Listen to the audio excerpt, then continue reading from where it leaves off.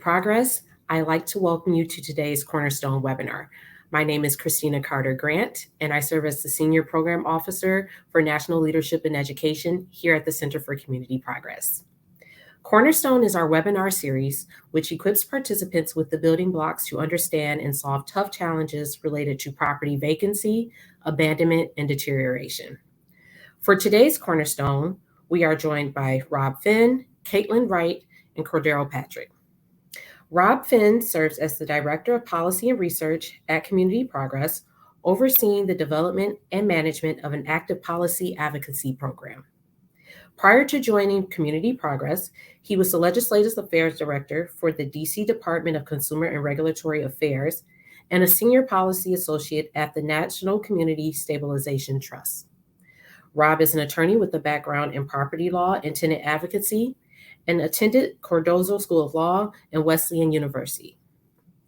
Caitlin Wright is the founding executive director of the Greater Syracuse Land Bank, which has acquired over 2,000 properties, sold 1,100 properties, and demolished 475 structures since 2014. Prior to her role with the Land Bank, Caitlin worked as a land use planner for the city of Syracuse. Caitlin earned her Master's of Regional Planning from Cornell University in 2010 and has a professional background in land use planning and historic preservation. Cordero Patrick is the Director of Economic and Community Development for the city of Decatur, Illinois. He is a young, energetic, and motivated individual with extremely diverse skill set. In this role, Pat directs, plans, manages, and administers economic and community development programs for the city, including current and long-range urban land use planning, housing, code enforcement, building inspection services, community redevelopment, including the use of federal funds, and development planning. Cordero has been a public servant for more than 10 years. He holds a Master's of Public Policy and Administration from the University of Missouri St. Louis and a Bachelor of Arts in Political Science from Rusk College in Holly Springs, Mississippi. Before we turn it over to Rob, I do want to mention that we will allow time at the end of the presentations for questions. If you have a question during the presentation, please click the Stage tab on the right side of your screen, select Chat, and type your question into the chat box. We will share presentation slides and a video recording of today's presentation in the week following. If you experience any technical difficulties, please send an email to ccarter@communityprogress.org. And with that, I will turn it over to you, Rob. Thank you so much, Christina. I really appreciate all of your work in setting the Cornerstone webinar up. Also want to thank my colleague, Brian Larkin, for his technical support, and our guests, Caitlin and Pat. Really looking forward to their presentations. So we're here today to talk about the American Rescue Plan Act. The specific part of the American Rescue Plan Act we're going to talk about is the state and local fiscal recovery fund. A lot was included in the American Rescue Plan Act in March of 2021. Hundreds of billions of dollars for healthcare and COVID interventions related to testing and vaccines, direct economic stimulus to households, child tax credits. There are a number of housing-specific programs like the Emergency Rental Assistance Program and the Homeowner Assistance Fund that were part of the American Rescue Plan Act, but we're not going to talk about any of that today. What we are here to talk about is the State and Local Fiscal Recovery Fund. To give a little bit of background on this specific pool of federal relief funds, is $350 billion. With an additional $10 billion set aside for specifically for infrastructure funding.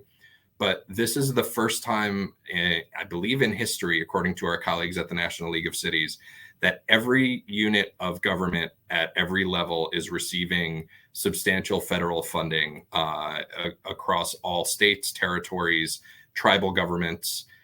In addition, funding is going directly to every county in the country, every metropolitan city, which is typically cities with a population of 50,000 or above, and then cities or municipalities below 50,000 in population are often referred to, if you see the term NEU, that's short for non-entitlement unit of government.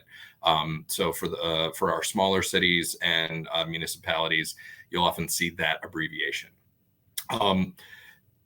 The State and Local Fiscal Recovery Fund has been something Community Progress has been watching for a long time, since it was first passed into law. We've tried to do a lot of advocacy around the State and Local Fiscal Recovery Fund because it is a flexible set of funds coming to every community. And there's so much flexibility built into the uses that we wanted our stakeholders to understand that money is coming, understand how much money is coming, and try and understand what the regulations and restrictions are for these funds. So we have done a number of blog posts. We have created an interactive map, which shows if you put in the name of your town and or your county, you can see exactly how much has been allocated by the federal government. We've also, our technical assistance team here at Community Progress has created these really useful one-page documents organized by different topic areas. For example, you can ask, if you're wondering about how can we use ARPA funds for code enforcement, we've got a one-pager for that. Christina mentioned that all of the decks that are presented today are going to be shared with the registrants for this webinar. So the links, anything you see underlined, or almost anything you see underlined in my presentation, links to resources either developed by us or Treasury resources. So we encourage folks to click through when you do receive these slides. Also want to, I know folks might not be accustomed to this hop-in platform that you're watching today. It's a platform that we've been using since last fall, and it's a little bit more interactive as between audience members. So we encourage members of the audience to share any stories about ARPA projects that are being funded in your communities, whether it's at the local, county, or state level, that you think the Community Progress audience might be interested in learning about. I know I'm always looking to hear what communities are doing, how innovative communities are being, and how communities are specifically using the ARPA State and Local Fiscal Recovery Fund to address vacancy and abandonment, which I'll talk about in a minute. So to continue the background before digging into the final rule, this program is being administered by the Treasury Department. If you bookmark anything related to the ARPA State and Local Fiscal Recovery Fund, you should bookmark Treasury's landing page for the State and Local Fiscal Recovery Fund. It is where Treasury will be providing additional updates. Frequently asked questions are often updated. They are also updating their compliance requirements. Also, the interim final rule was published last May, and it went into effect immediately. And that's sort of the universe of regulations that most communities have been guided by up until the final rule was passed in January of 2022.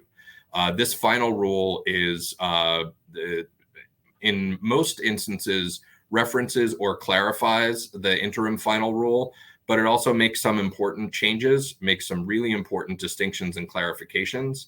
And it is important to understand both the interim rule and the final rule. We've done a lot of analysis of the interim rule along the way, and we've got some resources about the final rule.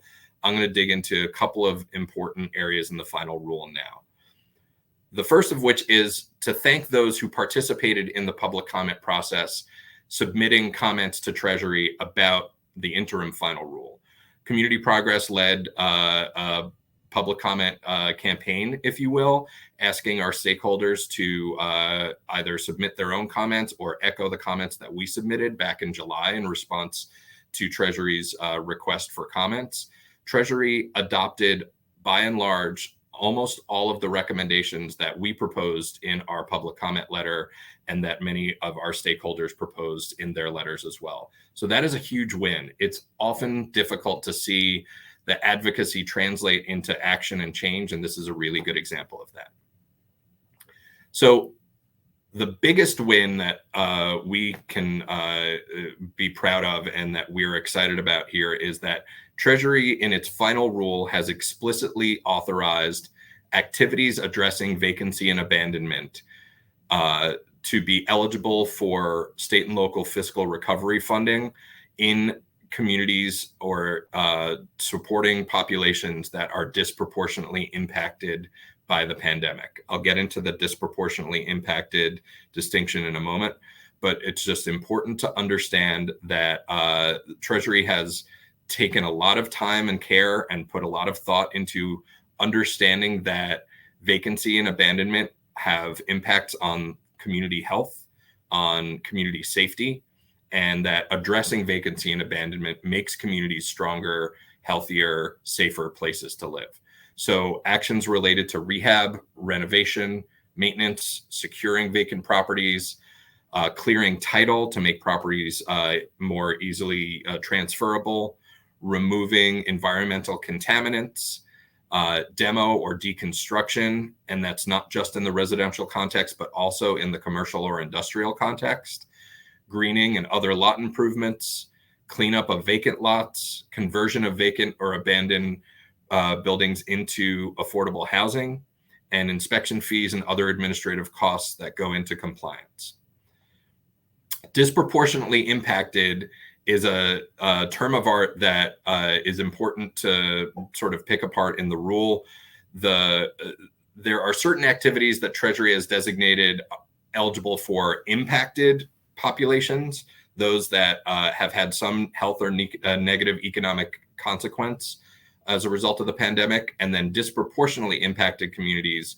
Treasury has expanded the definition in the final rule to make it easier for communities to make their own designations of what populations or areas have been disproportionately impacted and are thus eligible for some of these more additional, explicit, flexible uses.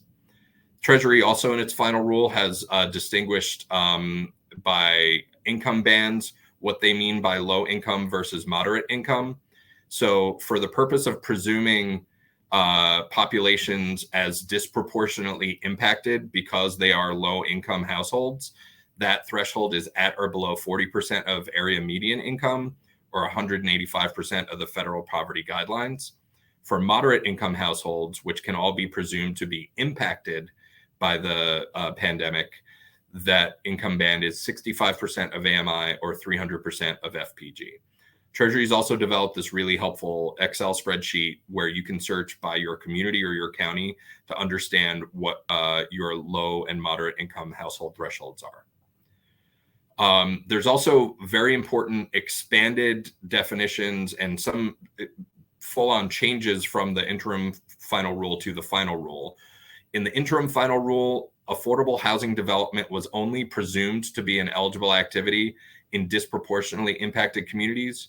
Treasury heard from many commenters about how housing and affordable housing development impacts all geographies and all communities. And they took those public comments to heart and decided to change that so that the development of affordable housing is a presumptively eligible activity in any area and for any households impacted by the pandemic, not just disproportionately impacted.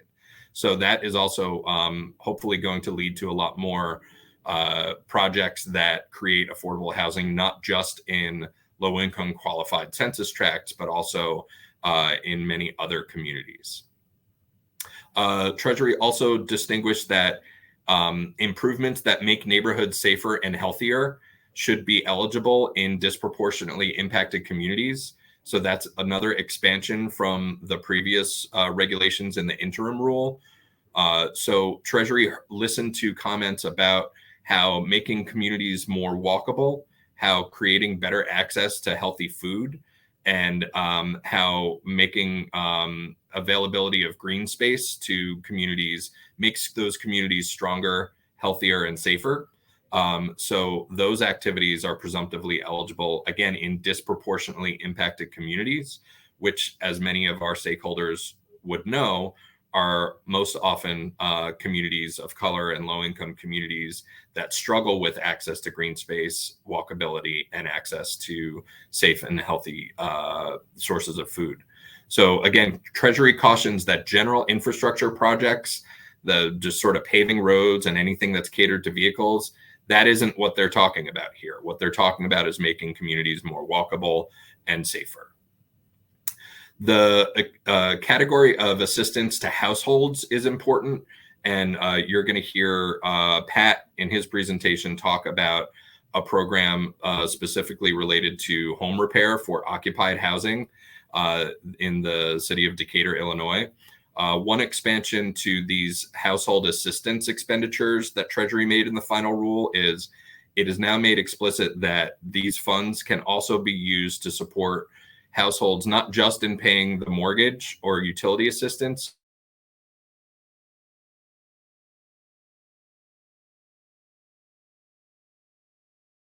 property taxes or back property taxes. So again, that they're saying that that was always an eligible use, but they're being more explicit about that so that there's no confusion around being able to support homeowners who need assistance to pay their taxes.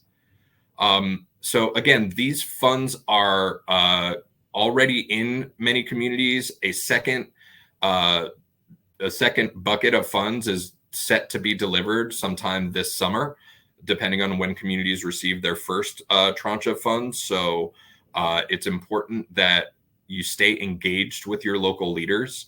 You hold them accountable to make sure that the programs they're spending ARPA state and local fiscal recovery funds are supporting your communities, and to try and fight for that seat at the table to explain why some of the uses that we care about at Community Progress should be uses that they employ in developing their ARPA plans.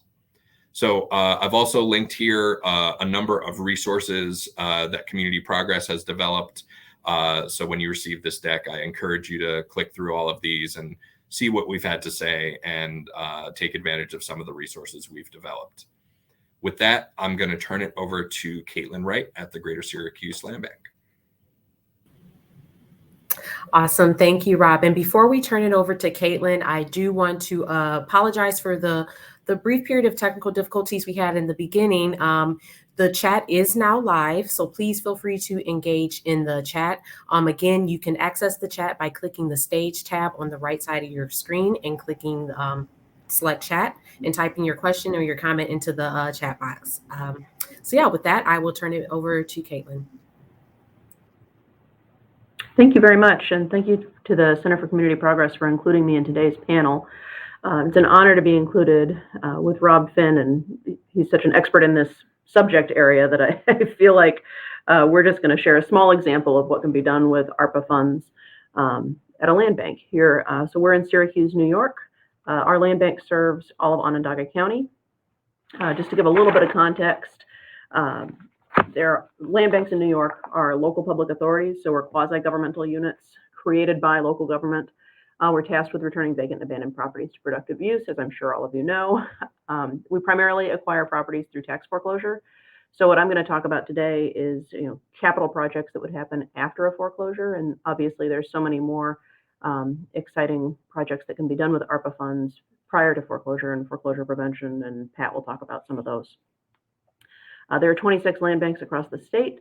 We primarily operate in the city of Syracuse, which is a very dense urban area, but there are land banks across New York that serve all kinds of different communities, many of which are rural and are serving communities that are really widely dispersed.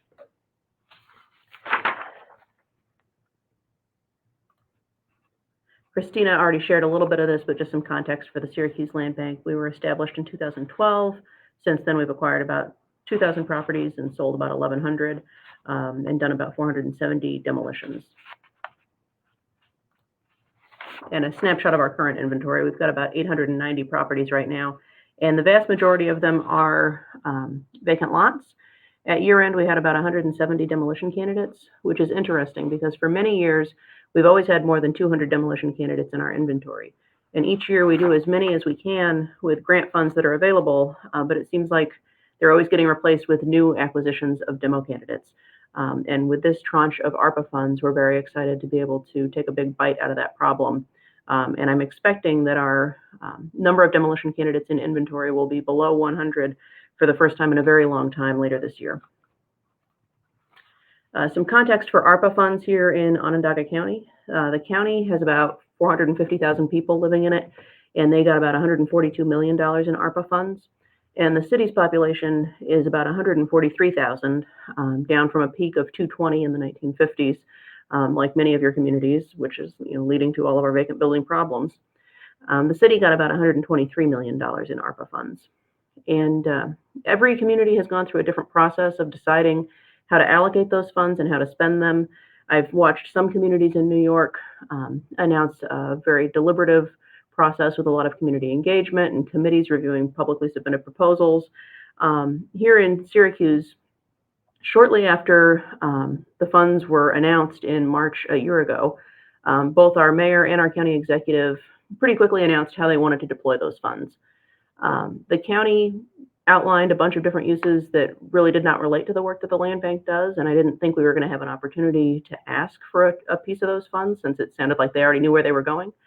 But the mayor announced that he wanted to put about 26% of the city's ARPA funds towards housing-related issues, and the land bank being one of those. So with that in mind, we were able to submit a request to the city and outline how we were well suited to help them deploy these funds. We were aware right away that there was some pressure for municipalities to spend these funds quickly by a certain deadline so that they could get their second installment in the summer of 2022. So we emphasized to the city that we could spend these funds quickly because we have site control of many, many properties and we wouldn't have to wait to acquire them in order to start spending money. And then we submitted a pretty well-detailed plan of how we would spend the funds and how it would relate to shrinking the number of demolition candidates in our inventory and making more properties available for private buyers to purchase and renovate themselves. So the two things that we asked for were demolition funding and building stabilization funding. Mostly we sell fixer-uppers and our buyers come in and they finance their own renovations. Lately, the inventory that we have available is in much more distressed condition than what we've usually had in the past. And buyers are finding that that's just too daunting. And so we articulated to the city that we wanted to use some funds for stabilization, one, to prevent those buildings from becoming demolition candidates, and two, to make it more affordable for our buyers to come in and complete the project once we've done some stabilization work. And then I also wanted to mention access to decision makers. I'm sure many of you know, and Rob has emphasized this to us for quite a while, about maintaining relationships with your local elected officials and your state elected officials, so that there is an open dialogue there. You know that they're going to answer your call. Make yourself a resource to them so that you can provide information and, like we're doing with the ARPA funds, help them to deploy resources and to implement their plans. So having built up those relationships over time meant that we were in a good position to ask them for funds and that we had this open dialogue going. So I can't emphasize that enough, the need for that. Similarly, we made a very similar ask with CARES funding. Earlier in 2021, actually I think it might have been in late 20, the city and the county got CARES funding from the federal government, and we were able to argue that that could be used for demolitions that were going to be replaced with affordable housing. And just like we did with ARPA, we were able to explain how we would use it, and we got about $800,000 of CARES funding from both the city and the county.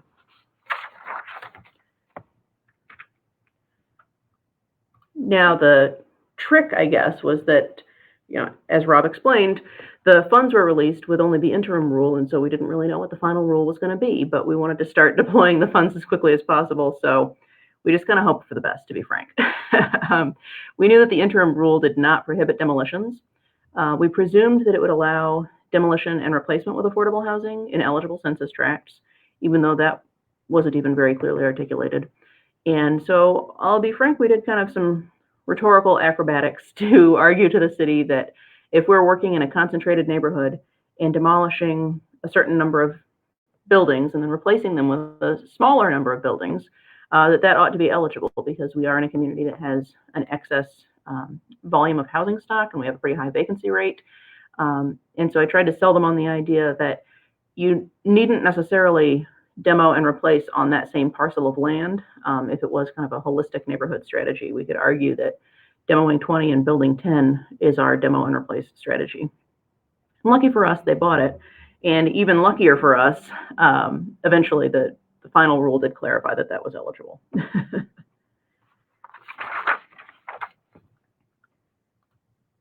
And this was the key for us in the final rule, seeing that rehabilitation, maintenance, and renovation was eligible, so that covered our building stabilization work that we were doing, and demolition and deconstruction is eligible.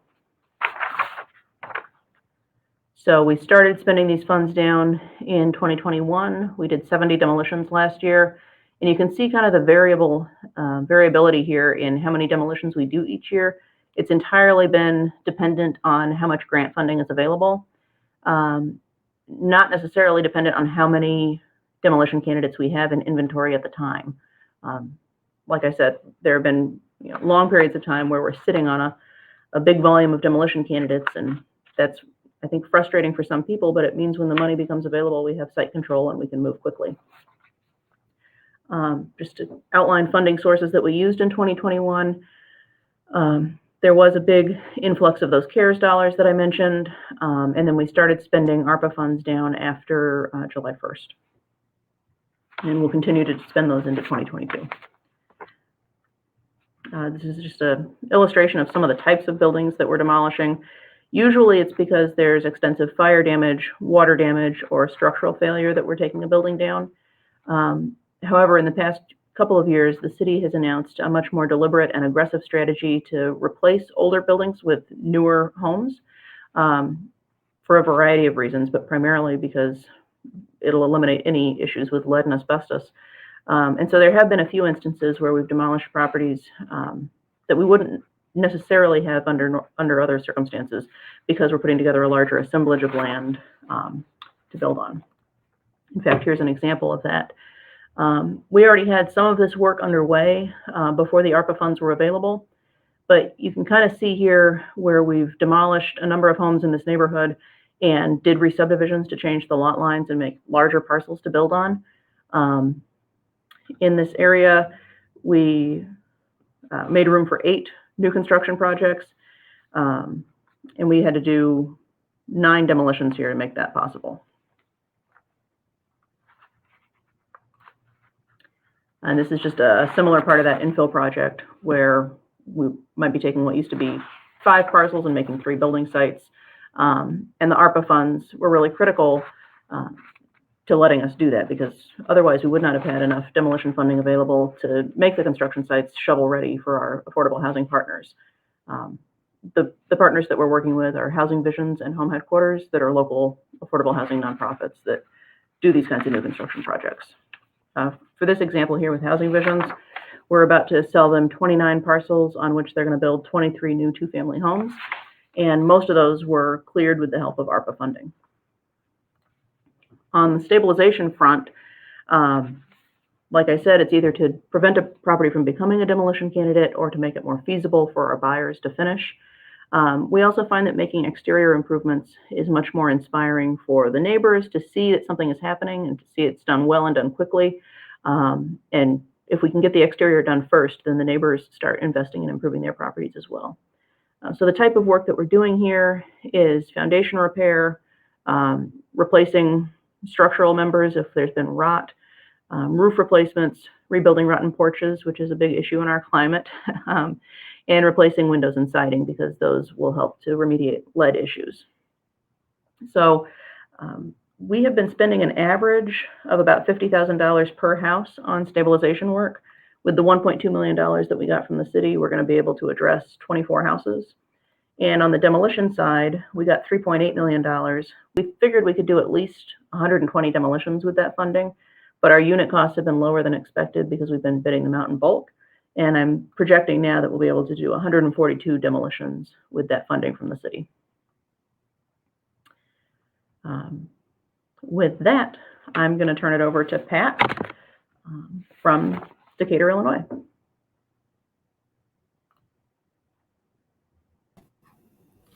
Thank you, Caitlin, and thank you to the Center for Community Progress for inviting me to speak on this occasion. I'm excited. I'm always excited about neighborhood revitalization. And so I am the Director of Economic and Community Development for the city of Decatur, Illinois. Let me also give a shout out to my St. Louis people that I see coming through on the comments as well. Hello to you. But I would like to talk briefly about an initiative that we hope to announce within the next 30 to 45 days here in the city of Decatur.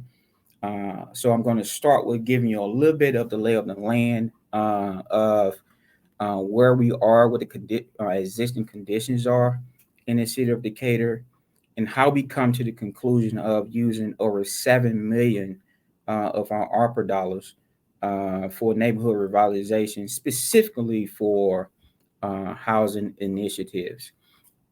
So the city of Decatur, we are and have been for quite some time a large manufacturing community. However, over the last 10 years, we have lost population due to a lot of the larger manufacturing moving their headquarters to other places. And so our population has declined about 5,600 people over the last 10 years. So about 7% of our population has declined. And we know that reduced population also reduces housing demand.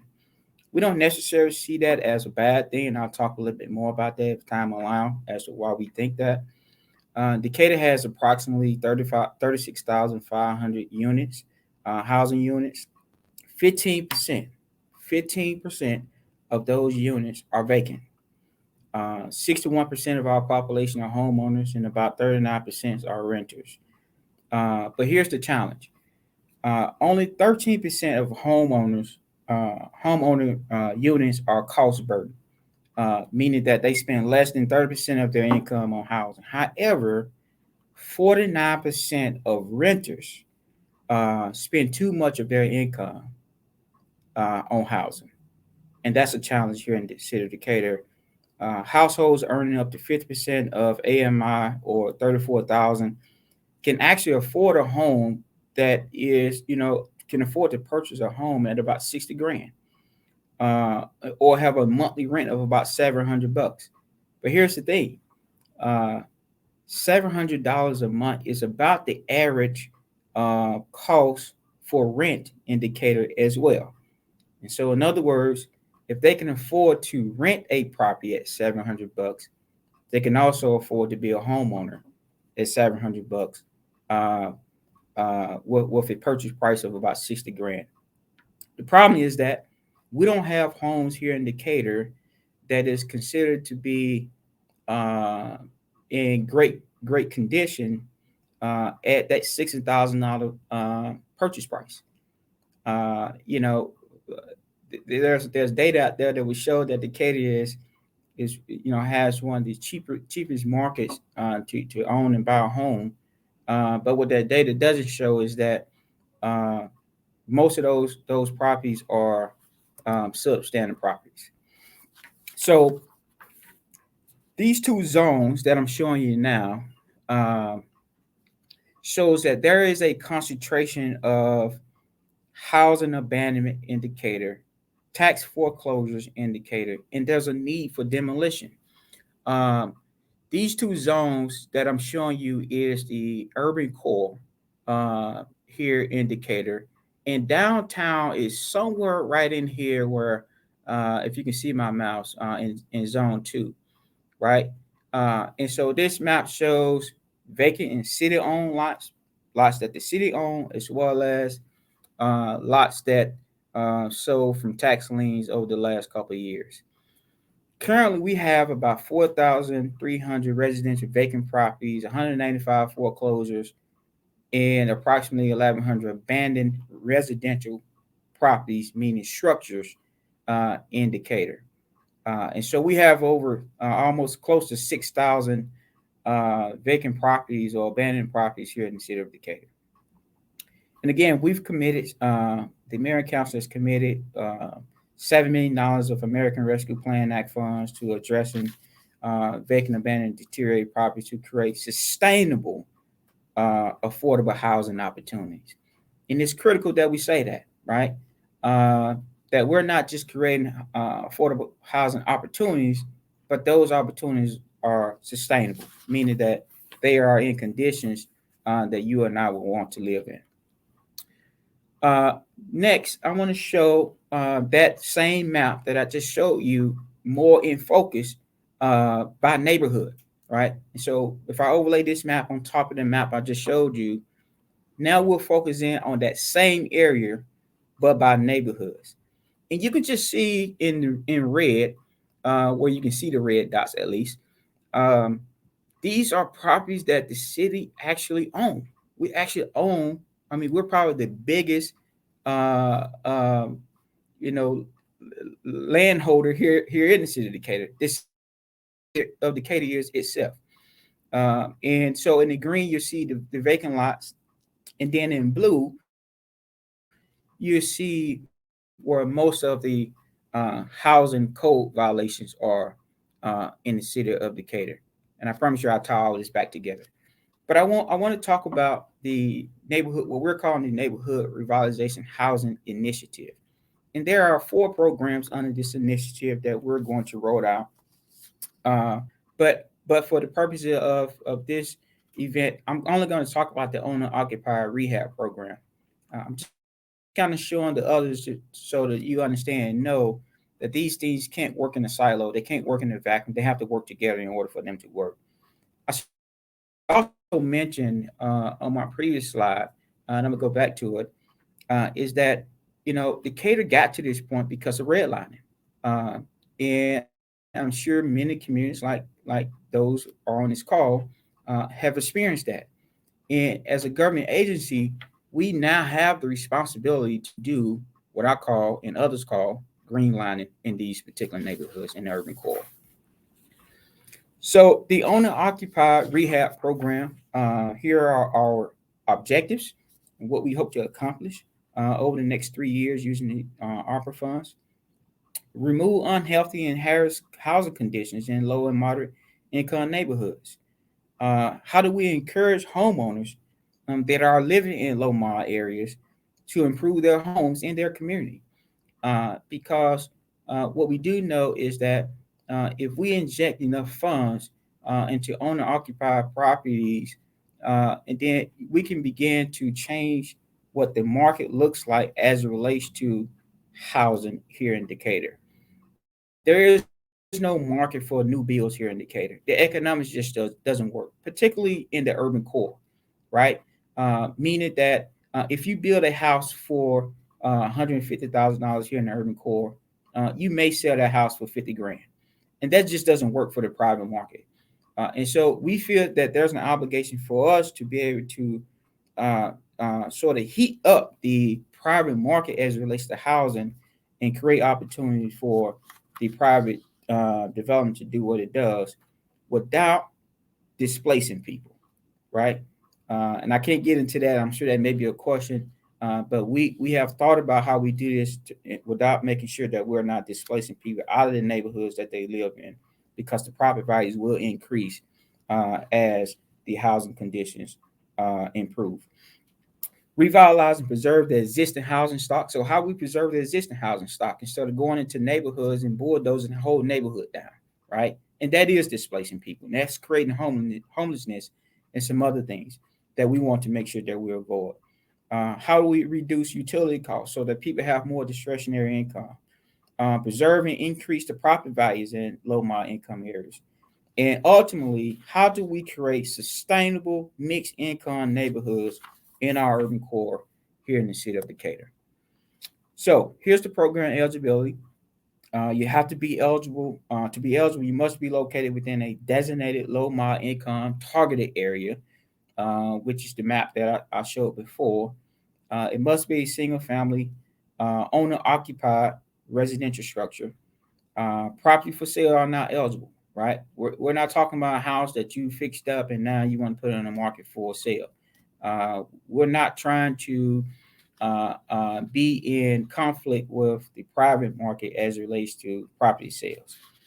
I think it's important to note that we are specifically talking about owner occupied structure, not vacant properties, right? There are other programs we have and we'll do to deal with vacant properties, but we are talking about properties that are actually occupied, people living in these homes, right? Uh, Also, the eligibility, the property must remain taxable for 5 consecutive years. The total project can't exceed $50,000. So we intend to do between 120 and 150 houses. You must carry insurance. Applicant must have owned or occupied the house for 1 year. and we will lien the property for at least 3 years to make sure folks are not flipping houses after we have put rehab dollars into those houses. Here are the eligible program activities. We're going to do roof, porches, foundations, repair or replacement of defective mechanical systems, exterior painting, trimming, tuck pointing. We're going to do driveways, retaining walls, creating access for those that may be experiencing disability. Here are the things that's not eligible. We're not going to do temporary improvements. We're not going to come in your house and totally gut it out and put in, new kitchens and those type of things. But how the purpose is, how do we make sure that your property is sustainable over the long haul, and not, and won't end up being on our demolition list the next year. We're not acting in a silo, right? There are other things as part of this, as I mentioned. We're going to do a home ownership training for aspiring, current, and new home buyers. We're going to do a foreclosure prevention program for existing homeowners, preventive maintenance training, financial counseling, credit repair building. We're going to do a free loan and tool program. And we got to reimagine how we do code enforcement. And there's a need for policy change. I end with this. We have to be intentional about how we use these ARPA funds. These are one-time funds that we as communities have in our possession to be able to make real change in our communities that otherwise we wouldn't be able to do at this level at this given time. So at this time, I'll turn it back over to the CCP team. Thank you so much, Pat. And Caitlin, I really appreciate everything that you shared. I'm going to take a couple of questions that have come in from our audience, that some that were sent to me by our team through the Q&A section, but also some that I've seen in the comments. And then maybe also build on to have sort of a discussion around some of those as well. But the first question I want to address came from Tanya Kabir, asking about what types of entities can apply to use these funds, whether they can be applied for by businesses, nonprofits, quasi-government agencies. And so the answer to that question is really entirely dependent on what your local, county, and state programs are designed to do.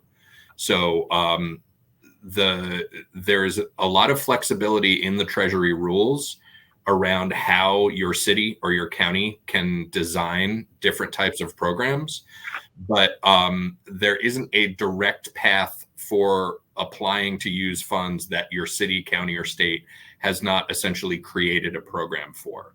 The interim rules, and then also in deeper detail, the final rule, talk about how private businesses, including nonprofits, but not exclusively nonprofits, can be deemed sub-recipients of these ARPA state and local fiscal recovery funds. So I think one of the examples that they use in the final rule is a nonprofit that feeds families or provides food through a soup kitchen. Can that, since that operation already exists and has a staff and an infrastructure, can that operation be a sub-recipient of funds that would essentially provide support and feed local families? So the answer to that question is yes. Taking that to other directions, like can a land bank be a sub-recipient of these funds to carry out the activities that Caitlin was talking about with respect to demolition or rehab or maintaining vacant lots? That answer is also yes, but it first has to be created by your community. So that's why engagement is so important, because it's not simply something that your nonprofit or quasi-government agency can just simply apply to Treasury to spend these dollars. You have to get the buy-in from your local leaders to build a program that allows your private business or nonprofit organization to be a subrecipient. So that's why the local advocacy is so important. And what Caitlin talked about, the engagement with elected officials at various levels of government, is so important to make the case for why those programs should receive the funds and not other programs. That sort of leads me to a question I'll put to both Pat and Caitlin, since we have both sides of that equation here. We have Pat working in the local government, developing a program, and Caitlin working with local government to implement and administer a program. What has that process looked like in each of your communities, specifically at the city level in Syracuse and in Decatur? About have your cities sort of solicited public feedback? I know I've read where some cities have done like survey monkeys to every registered taxpayer or homeowner. How have your cities sort of gone about trying to figure out what programs to spend these dollars on? And whichever of you wants to jump in first. I'll go. So we didn't solicit the public on how to use those funds. The public kind of told us how to use those funds, right? And so we had several city council meetings about the funds and how they should be used and how we should break those out amongst the many different departments within the organization, as well as we held study sessions around it as well. So they kind of told us. But now, more importantly, the data told us what to use the funds for, right? And it's just the right thing to do. If we're going to be serious about neighborhood revitalization, which is the council's number one priority here in Decatur, then we have to put funds that we have at our discretion right now to inject those funds in a way into the market that long term is going to yield the right type of results that we need here in the city of Decatur. And so to answer your question, it was by way of council meetings, which depends on the topic. We get a lot of people at council meetings, and this was one of them. It was through council meetings, study sessions, as well as looking at the data itself. How about you, Caitlin? Here in Syracuse, the mayor's office did invite the public to submit suggestions for what they could use ARPA funds for. But then I know they went through a very lengthy process internally to determine, are those actually eligible uses, and to make sure that it fit into their policy objectives. So I just saw our Common Council vote within the past few weeks on a couple of funding items that were suggestions that came from the community that were arts and culture related. So some of those did make it through to the point of getting allocations. But the vast majority of it, I think, are policies that were kind of being driven by the mayoral administration here in Syracuse. And for both of you, to what extent, I think you mentioned this a little bit in your presentation, Caitlin, to what extent has the release of the final rule changed sort of the temperature or direction of your city taking action? Well, I've got to say, I was a little surprised that they were ready to dive in and make a $5 million commitment to us before the final rule was released. And so all of us kind of had our fingers crossed, hoping that we had guessed correctly that these were going to be eligible uses. So I'm hoping now that the final rule has been released, that we may be able to go back and ask for some additional ARPA funds. Us having site control to properties is really key to our being able to deploy these funds quickly. And I know that that's been a challenge in some other areas. So. How about in Decatur, Pat? Yeah, so so since the final rules came out, and given the number of demolitions we need to do alongside of rehab, we have now deployed $1.5 million of ARPA funds to be used for demolitions. And so we've added that piece as part of our neighborhood revitalization efforts using ARPA funds. We didn't do that before because we felt like the rules weren't clear enough to tell us that we can do demolitions, but we can do rehabs. And I know you didn't ask this question, Rob, but I see this question from one of the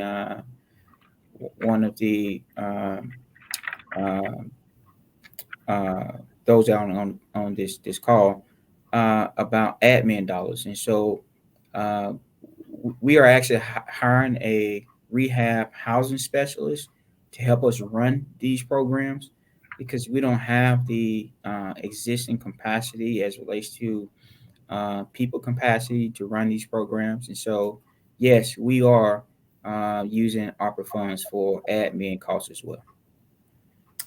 Thanks for addressing that, and I'm gonna try and answer a few of the questions that I've seen almost simultaneously, if I can. So I want to let folks know the very tricky thing about this ARPA program. So first, it's a program that doesn't require Treasury to approve plans in advance, which can give folks making decisions about how to spend millions of federal dollars a little bit of heartburn about, oh gosh, I sure hope we're spending this the right way, because we will have to submit a compliance report to Treasury, but we won't have gotten a thumbs up from Treasury in advance of implementing these programs. So it's understandable for local flexibility is kind of a double-edged sword when you're trying to make decisions about these dollars. But the very tricky thing about all of these eligible uses we're talking about in ARPA is the eligible uses in all of the rules, both the interim and the final, are not the only uses that these dollars can be applied to. Treasury has tried very hard to create a system where we are going to spell out explicitly, presumptively eligible uses so that there is no mistake around whether those dollars can be spent this way, which is why we're so happy about the explicit language around demolition, rehab, and whatnot, because we know it will make it easier to get programs created if local leaders are comfortable with it. But other programs, for example, like creating a community land trust, which is one of our questions, things that are not explicitly enumerated in the rule as eligible presumptively does not necessarily mean they are ineligible. Treasury asks recipients of these funds to essentially solve this math equation for them. Can you identify the harm that was caused or made worse by the pandemic? And that can not just be a health harm, but a negative economic consequence.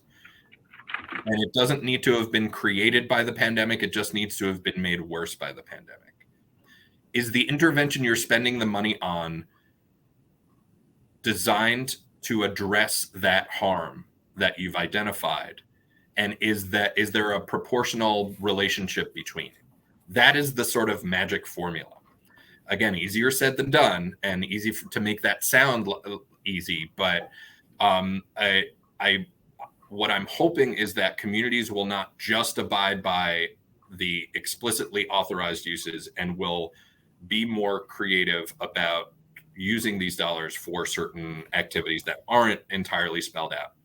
Some things that are spelled out, to respond to a couple of the other questions, and that are clarified even more in the final rule, are down payment assistance programs can be utilized with these funds.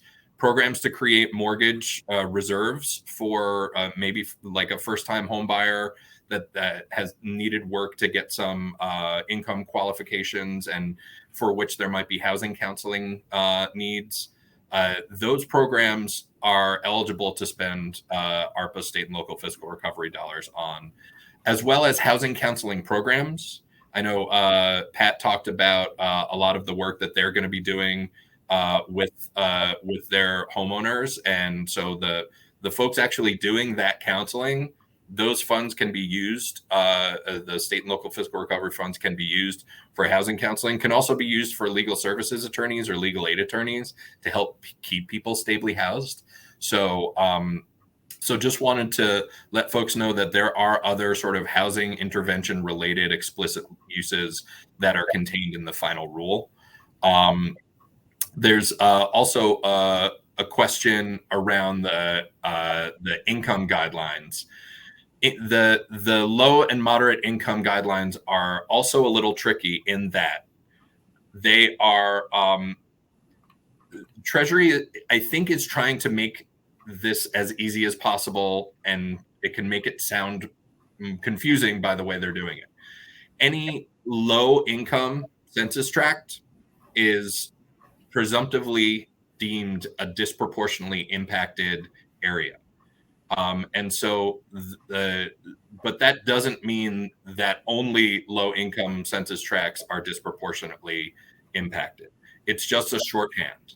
In the first iteration of the rules, they designated any qualified census tracts as low income automatically were disproportionately impacted because there are HUD maps that show what are these QCT census tracts we're talking about. Similarly, moderate income households and census tracts are deemed impacted for purposes of all the eligible uses that are explicit for impacted households. That doesn't mean your state or your city or your county can't also designate and explain to Treasury why we're saying all restaurants and hospitality businesses in our downtown corridor are disproportionately impacted by the pandemic. That's another example that they use in the final rule. So it's not just those areas, but again, it's a challenge to say to your city attorneys or your county attorneys, make this legal argument, and rest assured Treasury will be comfortable with that, because we know folks have had varying degrees of headaches working with federal funding programs and dealing with compliance, dealing with oversight, dealing with inspectors general.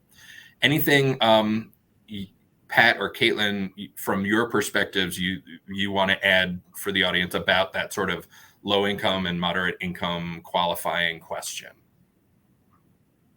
Yeah, I mean, we're intending to use the guideline as it relates to low mark census tracts to be safe. However, there are some neighborhoods based on the slide I showed of the neighborhoods that a year ago they were low mark income census tracts.